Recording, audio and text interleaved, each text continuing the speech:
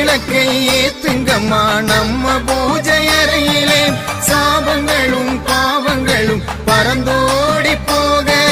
திருவிளக்கை ஏத்துங்கம்மா நம்ம பூஜை அறையிலே சாபங்களும் பாவங்களும் பறந்தோடி போக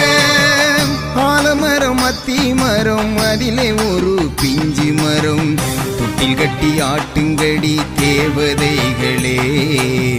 சாபங்களும் பாவங்களும் பறந்தோடி போக திருவிளக்கை ஏற்றுங்கம்மா நம்ம பூஜை அறையிலே சாபங்களும் பாவங்களும் பறந்தோடி போக